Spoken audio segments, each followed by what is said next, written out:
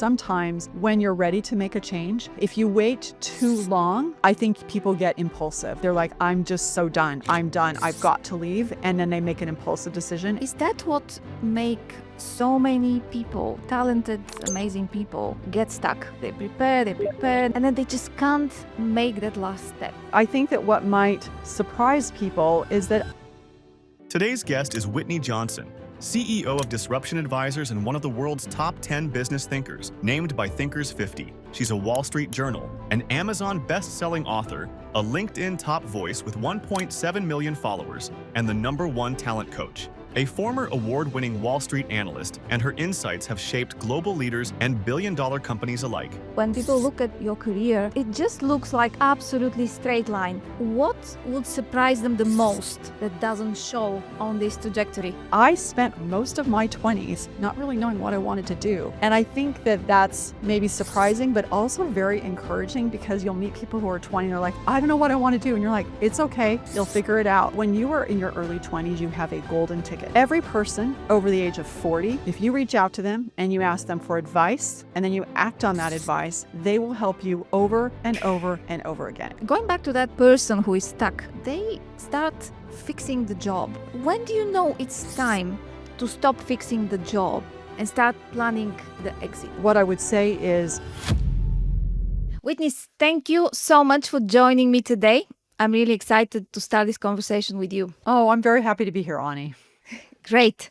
So before we talk about your work and your ideas and your approaches, I want to go back to the beginning and ask you to think about these moments that shaped you, the moments that made you you.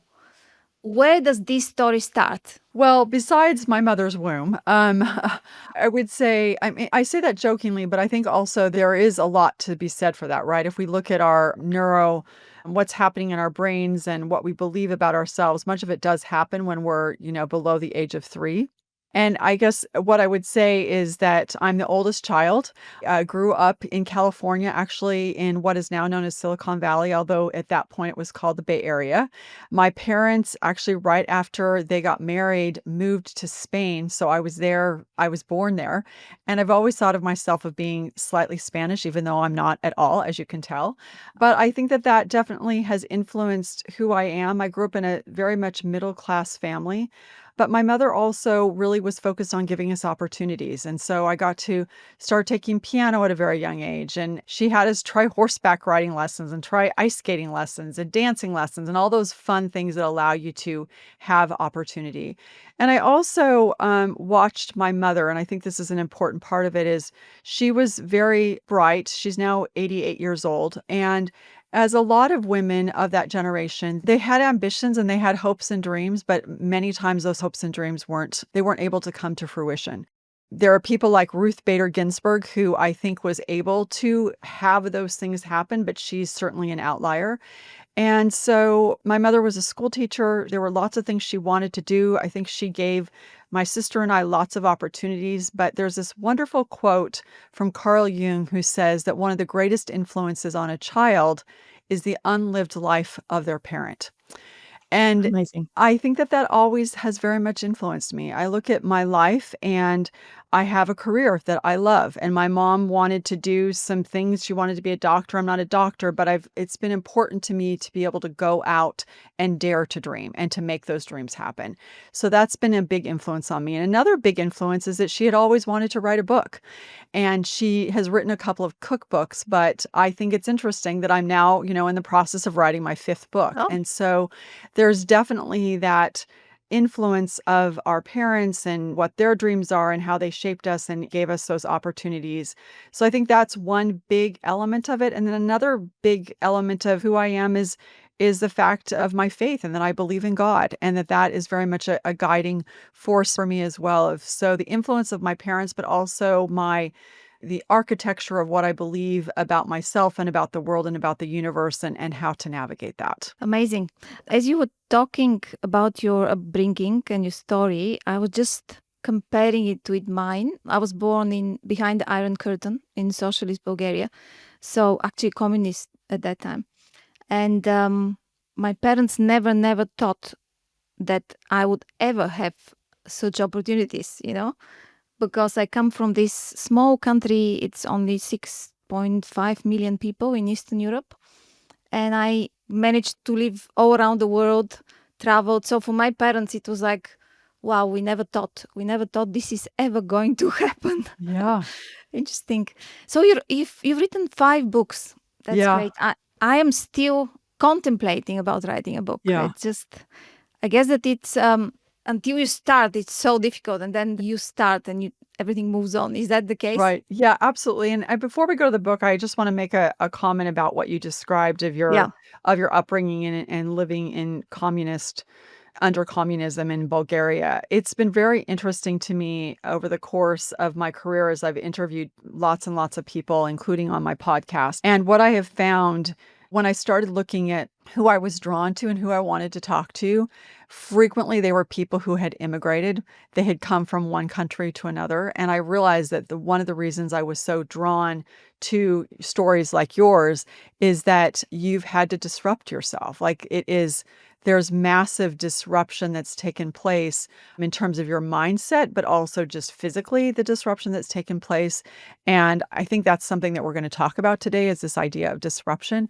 But I just wanted to call that out. I think it's really fascinating. If you have moved from one country to another and really left everything behind, you've got a very well-developed disruption muscle. Yeah, I think so.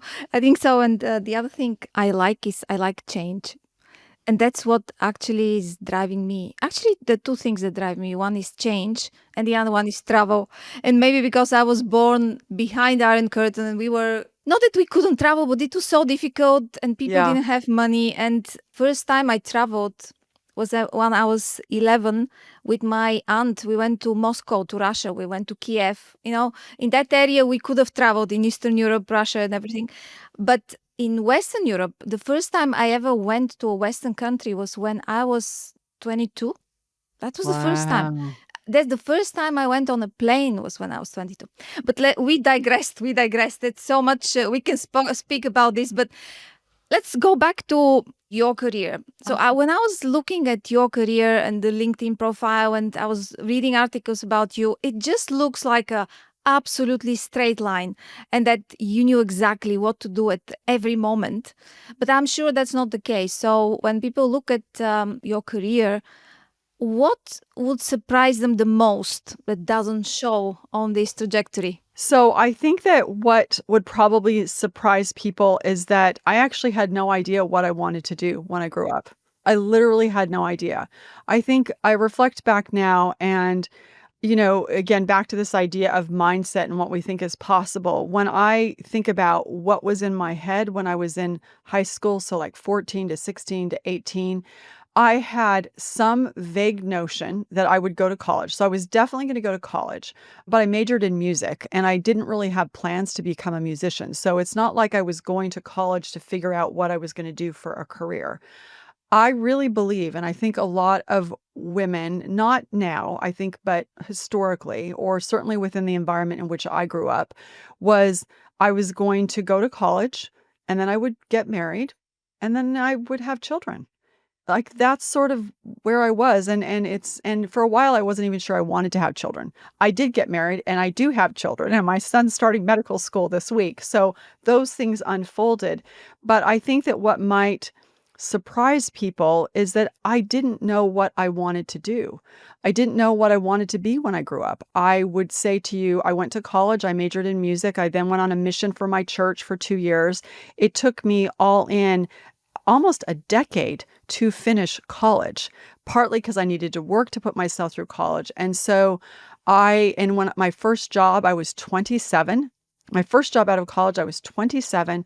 I started as a secretary to a Wall Street stockbroker, and I'd put myself through school. So I think what might surprise people is that even though I seem, and I am very focused and I'm very driven and I want to accomplish things, I spent a lot of time, like most of my 20s, not really knowing what I wanted to do.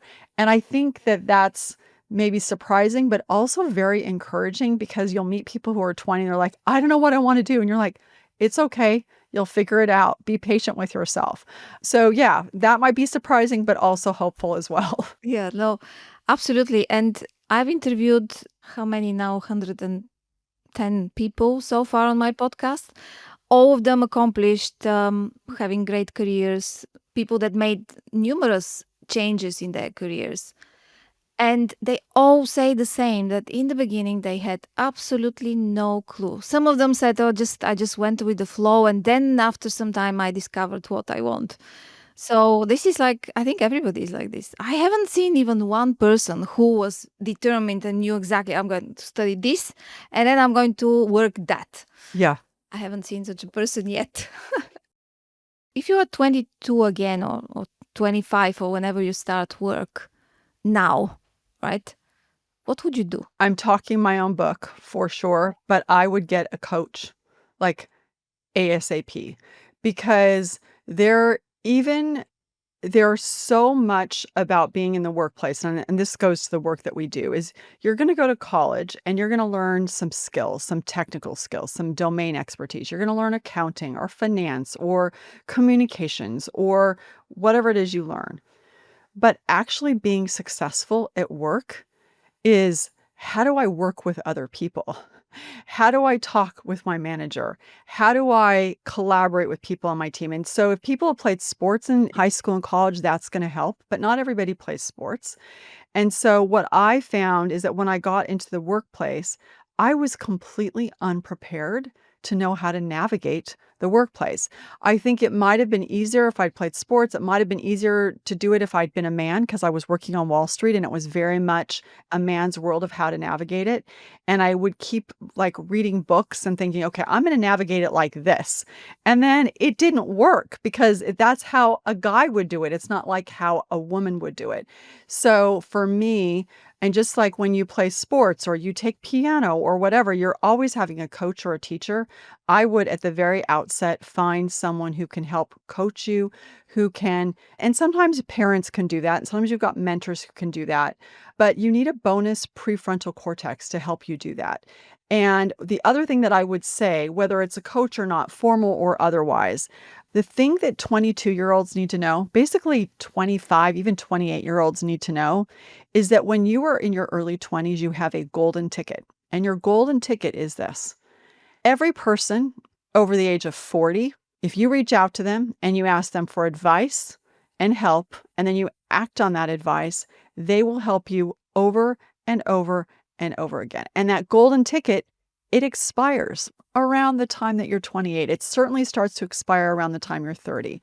And so I would say get some type of coach, formally, informally, mentoring, professors, parents, family, and recognize that at this age you have a golden ticket. And if you will reach out to people and ask for help and advice, and I know enough people that won't do that, but if you'll do it, it will make a vast, vast difference in your ability to accelerate your career. No, absolutely. Absolutely agree.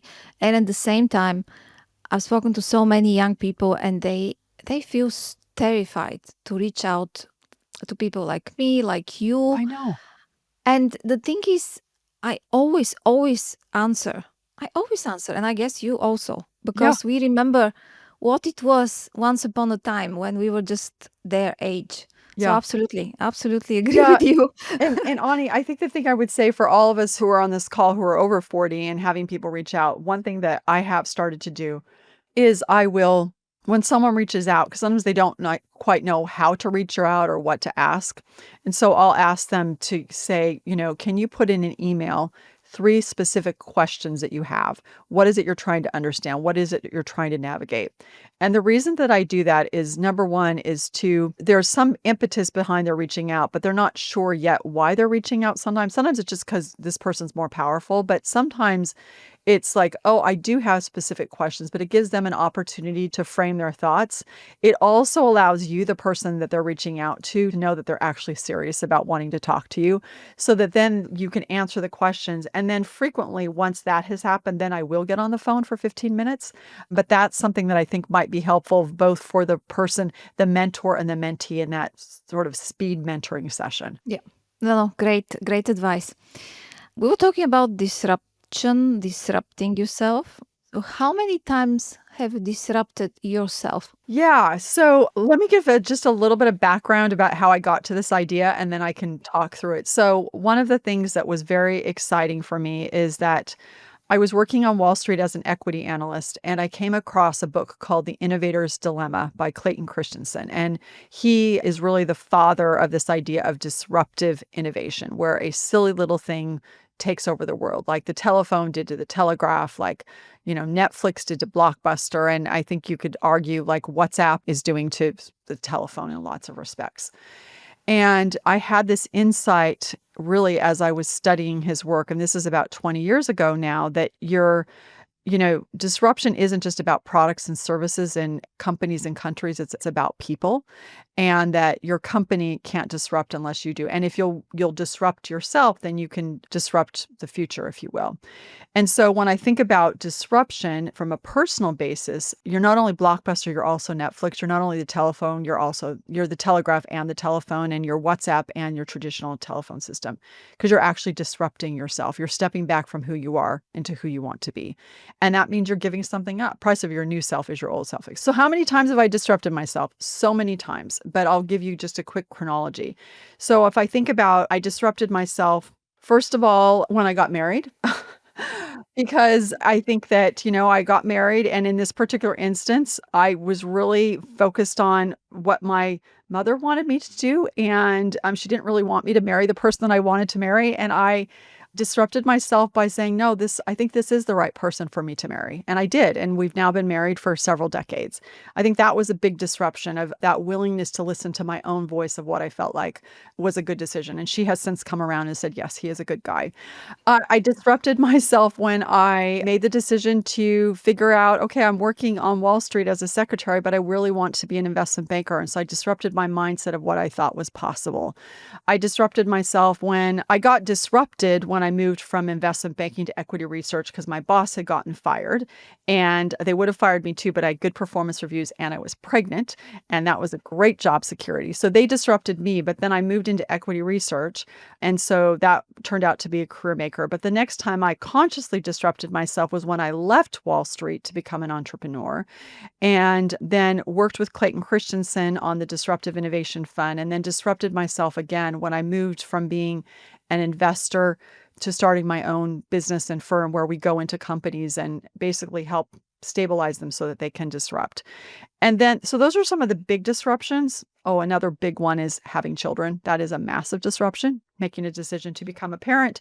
So those are like the writ large big D disruptions. But I would also say, Ani, that I'm disrupting myself every day. Like there's these little D disruptions of making a decision to be a little bit different, of I'm going to talk to my husband or my coworker differently today than I did yesterday. Or I noticed something that I could do differently in terms of how I communicated to my company. Okay, that's a disruption because I'm going to do it differently. So disruption, little d disruption, is every time you make a decision to start to build a new neural pathway. Every time it's this deliberate process of self-innovation. And if we're really about making progress, we do it all day long, every day. So how do you disrupt yourself? What are the stages? How do you start? Big D disruption? Big. Yeah. Okay, big D Let's start disruption. with big. Yeah. Yeah, let's start with big D disruption. So big D disruption is almost always, it's going to happen because if you're thinking about where you are currently, you may be doing the functional job of, like, let's say you're in a job, you're getting paid just fine, and you're sort of moving along okay. But there's some type of emotional job that's not being done. And so there's usually some animating force inside of you of like, okay, I know that I could keep doing this for a really long time, but I can feel somehow that I'm not growing at the pace that I want to grow. I can feel somehow that I've done what I came to do in this particular role. I can feel somehow that there's more for me to do on this planet. It almost always starts with this place of there's more, and I need to find out what more is. And I think that has to be something pretty powerful for people to feel. There's another part, though, that around personal disruption, and so much of this is a head game, is also recognizing that typically we may want to stay doing exactly what we're doing because it's comfortable, right? We like that comfort zone. So one of the things that I will have people ask themselves is, if they're thinking I want to make a change, but they're not making a change, instead of thinking about what are the good things that are going to happen if I make this change, because we're more motivated by what we'll lose than by what we'll gain. So this goes to Daniel Kahneman and Amos Tversky. We're more motivated by what we lose than by what we'll gain. If we're trying to disrupt ourselves and we can't quite get ourselves to do it, we can ask ourselves, what bad thing will happen to me if I don't make the change? Yep. So I'd say there's that animating force of I feel like there's more for me to do on the planet. And then, and so it's time. And then you can start to get yourself to be willing to do it by asking yourself, what bad thing will happen if I don't do it? That starts to get you into the mindset of, okay, I think I need to do this. I'll pause there and see what clarifying questions you have, or if you want me to go to something else. Exactly. What I actually did exactly that when I was leaving my corporate career in Citibank after 21 years. So I actually went through all the bad things that I thought are going to be the consequences. And then I spent months trying to find a solution for this consequence, or trying to kind of get accustomed to it so I can live with it. And by the time I was leaving, I had all these kind of people, people start telling you, oh, this will happen or that will happen. Oh. And then at one point, people started repeating themselves. And then I started becoming more confident and saying, oh, all right, I can deal with that. Oh, I accept that. Oh, that's okay. I can deal with this. And by the end, I was confident. I was like, okay, Oh, give it, that's let's interesting. go. Yeah. Let's go. Okay. That's super interesting. So actually, you went in a slightly different direction. So let me pick up on that. So what I love about what you did was this idea of scenario planning.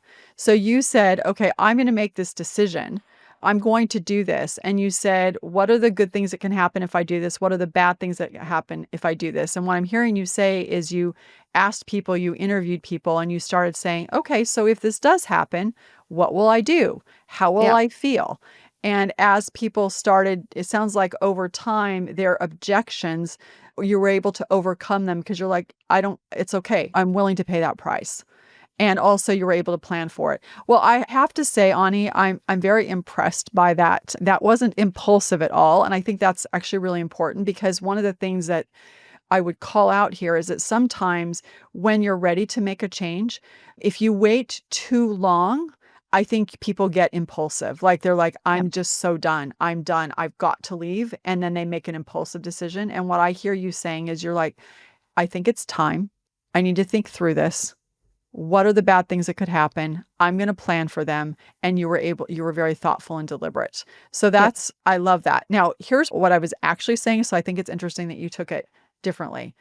I was saying, okay, let's suppose, Ani, you've done all the scenario planning and you've overcome the objections, you're ready to go, and you're still not doing it. If you get to that point and you're still not doing it, that's when you ask yourself the question, not what good things will happen if I make the move. What bad thing will happen to me? Now that I've made the decision, I think it makes sense to do. I've been at Citibank for 21 years. If I stay here when I know that I need to go, what bad things will happen to me? And so things like, I'm going to start to underperform because I'm going to be dialing it in, and I'll feel like I'm not living my best life. So you start asking yourself those questions, and those questions are going to help you actually make the move. No, absolutely. So now I understand the difference. But how do you explain? Is that what make so many people, talented, amazing people, get stuck? Is that where they get stuck? They prepare, and then they just can't make that last step, and they just stay, and then they're sorry, and then they resented that, etc. But there's so many people who are stuck. Yeah, and I think it goes to, there's the great work by Lisa Leahy about competing priorities. So I think about, I think in S curves of, like, you get to the top of an S curve and you're on the top of this mountain and you think, I really need to climb a new mountain. I need to jump to the bottom of a new mountain. I need to jump to the bottom of an S curve. I can feel it. I know it. I've done all the planning and I'm not doing it. So part of the reason why you ask what bad things will happen. But if you're not doing it, then the question becomes, what competing priorities do I have there's something else that's coming up that's actually more important than making this decision. And sometimes it's fear of the unknown. Sometimes it's prestige. You don't know what it is, but everybody has, if they're not making that jump, there's some type of competing priority. And if you can understand what that is, you can start to address it. I'll give you a quick example. I remember I interviewed a person for my first, or for Disrupt Yourself. It was fascinating because he had 10 years worth of savings in the bank. 10 years. 10 years. Wow. 10 years worth of savings in the bank. He wanted to change jobs and he still didn't do it. So then you say, all right, well, if you're saying you want to change jobs and you're not doing it and you have 10 years worth of savings in the bank, what's actually happening?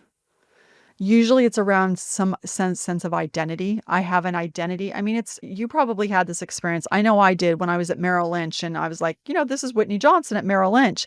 And then when I was Whitney Johnson, Yeah. the entrepreneur, there was a whole identity shift that had to take place. And you probably experienced that as well. Yeah. So you start to ask yourself, why am I not doing it? What are those competing priorities? And then that's where you can do the therapy or the inner work or the coaching or whatever it is Yeah. to help you overcome that, if that's what you actually want. Or if it's not, then you say, okay, then I want to stay here. How do I make peace with it? Yeah.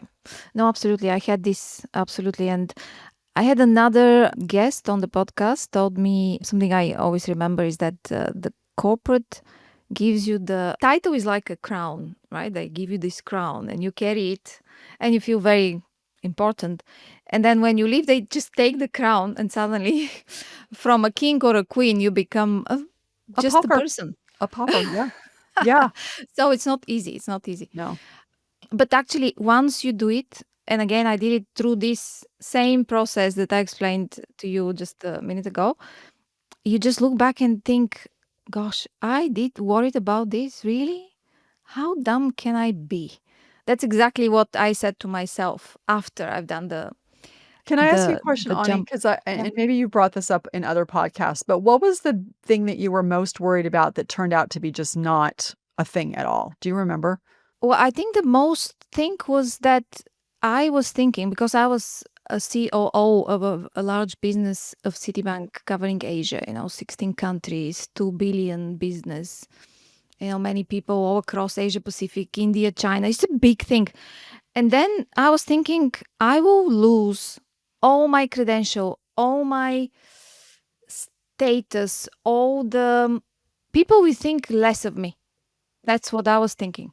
And it's a very crippling thought to have because I've been in corporate for 25 years and then suddenly you're something completely different. But then I realized that all these credentials and knowledge and everything, they stay there with you forever. They were And yours. They were yours. yeah, they're yours. They just say yours. You will always be in your CV. You've always been 21 years in one of the largest global banks, and you've been a COO of this business, and you've managed things, and you've done change, and implemented change and new things and new approaches, new business models, new culture, etc. And that continues, and people would still respect this in you, no matter what after that. But then you have to live it. And then you understand it. Yep, exactly. That's interesting. So that goes back to what I think is beautiful is that identity piece of wondering, who am I when I am not here? But then that recognition of like, this is still me. Like I learned all these things. I experienced all these things. They're mine to keep. Yeah. And I think the other thing too that's interesting is that so often we have these stories that we sometimes tell ourselves that are negative. And it turns out that they're the things that make us the most interesting to people. I mean, I'll give you an example. This is actually really early in my career. So as I said, I started on Wall Street as a secretary. I was a music major. And then I was able to move into investment banking.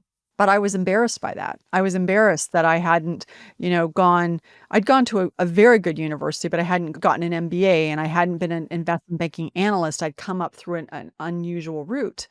And I remember having dinner with some friends and colleagues, and I hadn't met them before. And afterwards, this one fellow said to one of my best friends, like, what's her actual story? Because she was kind of being cagey, almost coy. And she said to him, well, she was a music major and she was a secretary. And then they moved into investment banking. And he's like, that's her story? And she's like, yeah. And he goes, if that were my story, I would tell everybody, because Yeah. that shows where you were and where you are. Just like for you, that's your story. You grew up in Bulgaria and you became the COO of a global business. That's impressive. So like that trajectory is what fascinates and compels people. But oftentimes there's some embarrassment or even sometimes shame around where we were.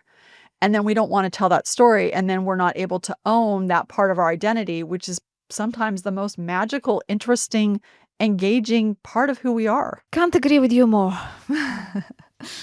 Going back to that person who is stuck, you know what else happens? And that's based on, I'm working with a lot of people who are at that stage. And what happens is they start kind of fixing the job, thinking that, if I do this or I do that or I take more, it will feel different. Yeah. So the question is, when do you know it's time to stop fixing the job and start planning the exit? Yeah, that's a great question.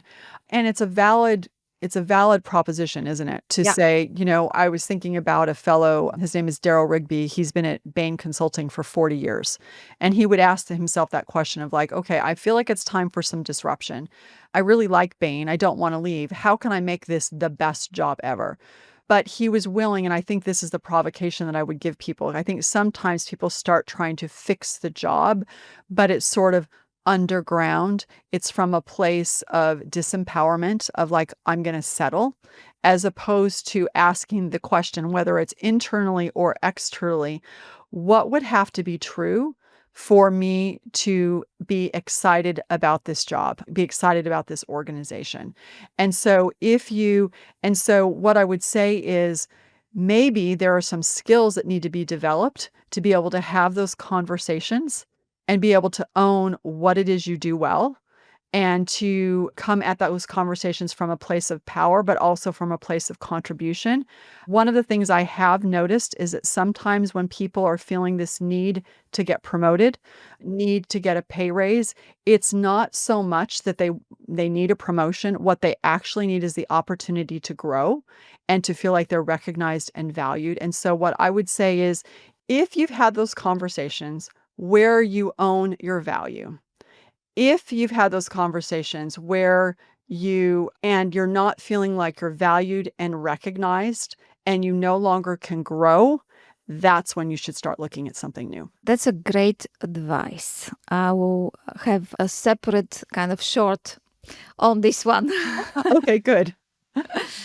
So we're talking, okay, let's continue on the disruption path, right? So when it's time to stop fixing, and then you kind of, you decide, all right, that's the time for me. The exit is the only way, or change, or some Right, major it's time. change. Okay.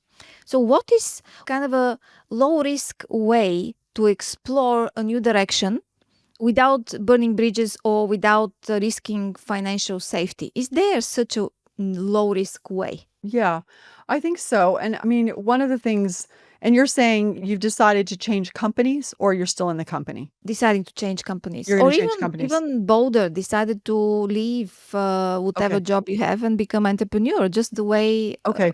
we've done it. How to think about it. So one of the things, I have a framework that's called the S-curve framework. And it's really a framework that helps you understand what growth looks and feels like. And so what we've been describing is you're getting to the top of an S-curve. So the top of the mountain, you've made the decision to disrupt yourself. What I would argue is that as you're thinking about what you want to do next and what that's going to look like, is to do a number of things. First of all, understand what your constraints are. So there's certain things that are going to matter to you. So you may have some constraints around financial constraints. You may have some constraints around where you want to live. You may have constraints about how much you want to work. So start within setting some parameters of actually, what are some of your constraints, because that will allow you to have some guardrails, because otherwise it's easy to be like, I could do anything. And then it just gets overwhelming. But if you know what some of your constraints are, that can actually be very, very helpful. Another thing that I strongly recommend that people do is then once you know what those constraints are, is to say, okay, what are my strengths? What are things that I do exceedingly and exceptionally well? And this is a little bit more of a challenge than one would suppose because we think we know what our strengths are, but I'm not so sure that we do. Yeah, And I I'll say agree. why. Number one, because whatever your strengths are, there are things that you do so reflexively well, you don't even know that they're your strengths. You literally don't know that they are. Number two is even when you do know what your strengths are, because you do them reflexively well, because they are sometimes born out of hardship, you feel embarrassed by them or you don't value them because how could they possibly be valuable if they come really easily to you? And so, one of the things I think it's really important is, first of all, understand what your parameters and constraints are. So, you've got some guardrails as you're thinking about what you do next. Number two is to start to really be aware of and clear on what your strengths are and own those strengths because that's going to help you think about what gives you energy and what doesn't give you energy because that's going to give you some guidance around what to look for and what to do next. And so let me see if there's something else I want to add to that for right now. Guardrails, strengths, and have conversations with people. What do you see me doing? I want to figure out what I want to do next. I'm looking at these three things. What do you see? What feels on brand to you? And then start just asking those questions. And then, so those are the three things that I would say as a starting point. When I was leaving, I discovered a skill I have. Actually, my boss discovered it for me because we had to do a big kind of event and we were thinking, oh, how should we do it? I mean, in the most interesting way. Yep. And then I was thinking, well, why don't you just sit down and think about a script of who should do what and how should we organize all this? And I remember sitting one evening and it took me several hours, but it was very interesting for me to think, okay, this guy, you're talking about senior guys who are going to be there and who is going to say what we're going to prompt somebody to say, how it is when everybody's senior is trying to get the best result.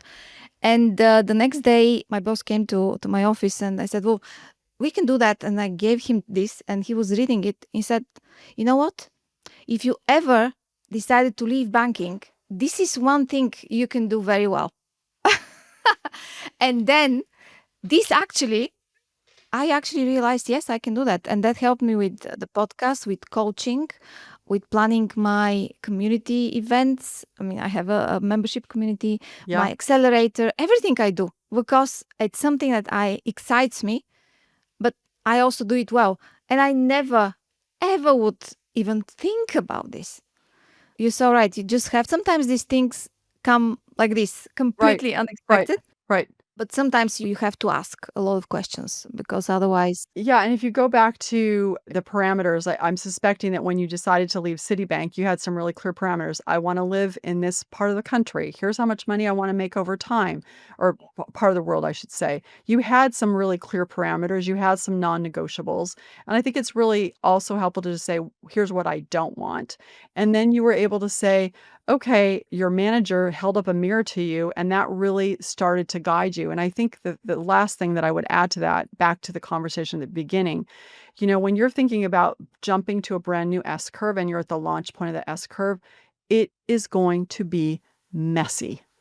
Just like at the beginning of your career when you've interviewed over 100 people and they're like, I don't know what I want to do.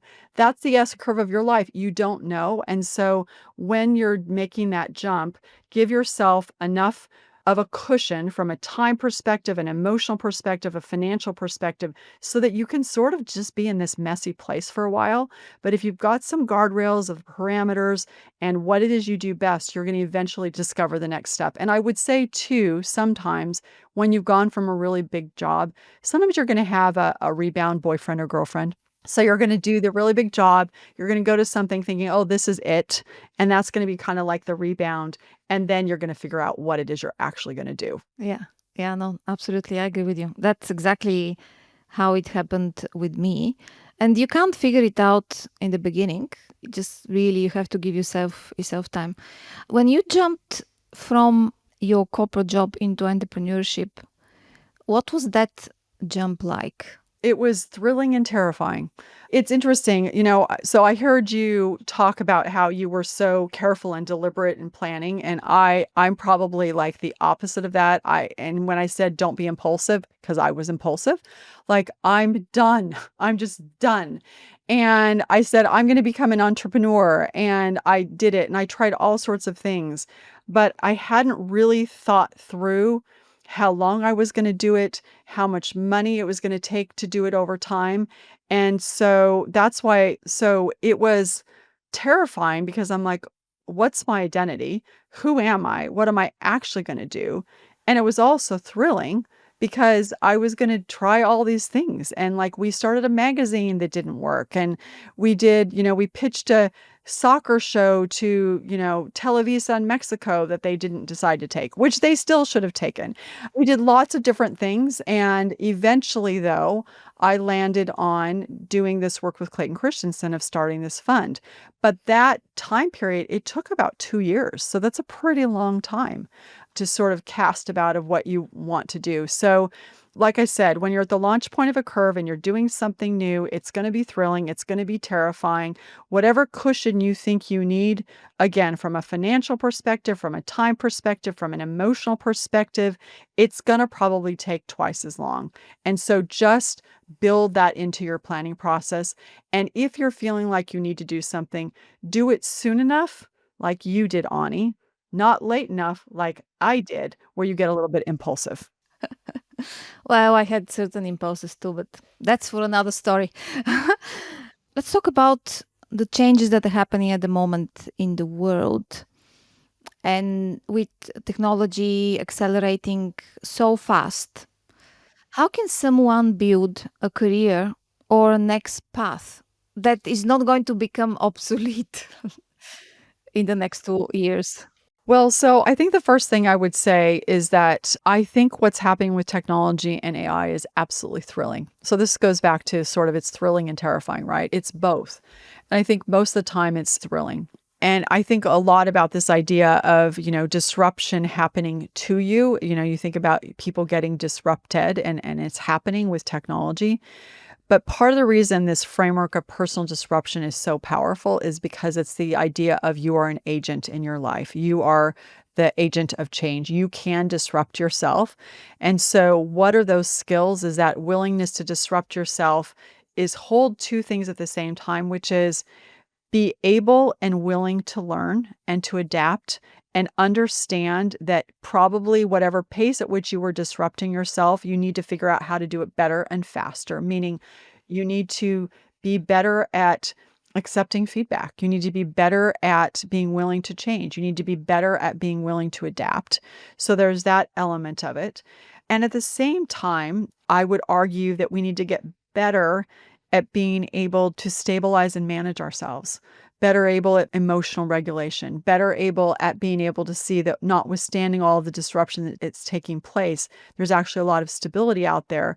And if we can recognize that and ground ourselves in that we will be in a place of calm so that we can then disrupt ourselves in such a way that we'll be able to manage through the disruption writ large.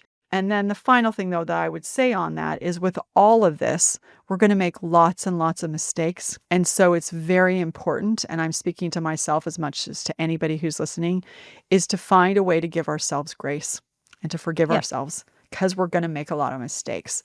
And if we can do that, if we can allow ourselves to be human and to forgive ourselves and forgive other people, and at the same time stabilize ourselves from an emotional regulation standpoint, know how to disrupt ourselves and change, no matter what comes, we're going to be able to somehow move through it in a way that we'll be able to look ourselves in the mirror. And on our dying day, we'll say, you know what? I did it. So what are you planning? How are you going to disrupt yourself in the next 10 years? Or maybe 10 years is such a long Such a period of long time. Maybe two. Let's say two. Yeah, 2 years. How am I disrupting myself? Well, there, sort of shades of what I'm doing in our conversation. But I would say number one is to figure out how I can get better at things faster. So that adaptability that we talked about. Number two, I'm going to disrupt myself and am disrupting myself by giving myself more grace when I make mistakes. So those are on the behavioral side. Number 3 is I'm going to write another book. And although I don't know that that's disruptive because that's something that I already do.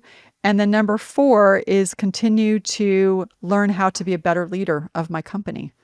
Because it's one thing to coach and consult, but it's another thing to lead your own team. Absolutely. And great you mentioned leadership, because that reminded me of a question I wanted to ask you, exactly connected with leadership, is how is leadership changing? What do leaders need these days to succeed? Because the environment is different.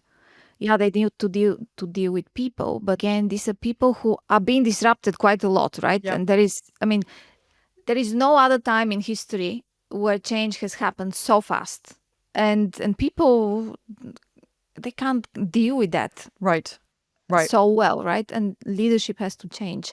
What are your Yeah. thoughts on that? Yeah. So, very similar to what I've shared already is that number 1, I think as a leader, to be able to lead through disruption, you need to be walking the talk. So, you need to be disrupting yourself. So, in that place of change and continuous improvement as a leader. I think the other thing, and we touched on this, is that you as a leader, you and I as leaders need to be able to not only be continually changing and improving, but also creating the conditions where the people around us feel safe enough that they can manage through it. So I think that the need to, and this is really what my next book is about, is like creating stability and the conditions where people can change and holding that space for people. The need for a leader to be able to do that is more pronounced than ever. Yeah.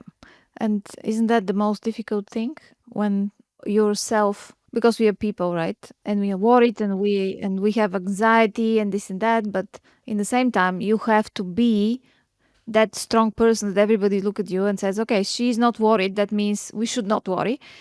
But you're worried. You're so worried Yes.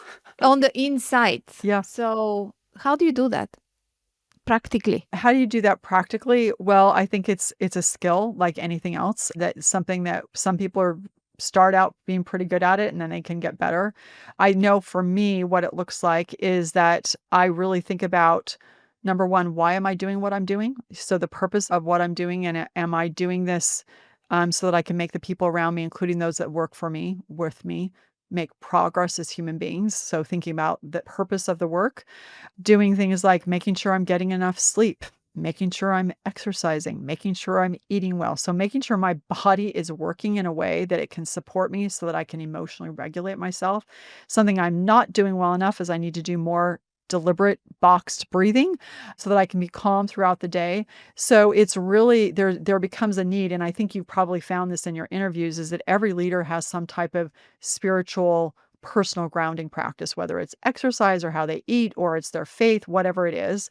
And so that's how I do it, is thinking about being very focused on my health, very focused on how do I improve from an emotional regulation standpoint, thinking about my purpose. And then again, from a faith perspective, figuring out and just making sure I'm, sort of right with the universe. And so why am I doing what I'm doing? So all of those things, I think we just need to double down on those practices, because as things move faster, the less grounded we are, the more we're going to get moved around. But if we'll ground ourselves, then we'll be able to manage through it. Thanks for saying this, because not a lot of people would answer this way to such a question. They start talking about, leadership principles and this and that. When what you said is exactly right. If you want to be in your prime, you just have to eat well, sleep well. That's it. Because we're human, right? And when you eat well and sleep well, your brain will work better. Right. And you can do all the other things that you need to do, right? And it's such a basic thing. More and more I'm coming to, I always go back to basics when there is a crisis, because we tend to forget these things. And this is how I ground myself. I just go back to, what is it that I'm fighting for? What can I control? What do people feel? These things that are basic human things. Am I tired? Am I not tired? What did I eat? Did I sleep? Yeah, we should do that more. You're absolutely right. And 1 hour has passed like this. And we could have spoken another hour, I'm sure. I think so. I'm sure. So before we go, let's end it on a fun note. What is one thing nobody knows about you? Oh, which you can share, obviously. That no Not one some knows about big me. secret. Well, a few people know this about me, but it's not something that typically is that during the pandemic, my daughter persuaded us to watch Korean dramas. And we have since, it's like the family hobby. And we have now watched probably, I don't know, well over 100 K-dramas. And they're just great stories and great escape. And I think everybody needs some downtime. And that's what I do just when you just need to unplug. They're delightful. So that's a fun fact. Great. Very interesting. I've seen myself some of them. They're really fun. They are. But I'm not a big I'm not like you. So thank you so much. Yeah. It was really great to have you on the podcast. And I really admire what you do and what you have done and where you came from.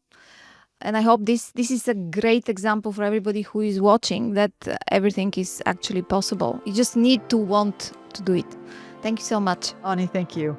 Please hit subscribe to the show and leave a review or comment about how you find this episode.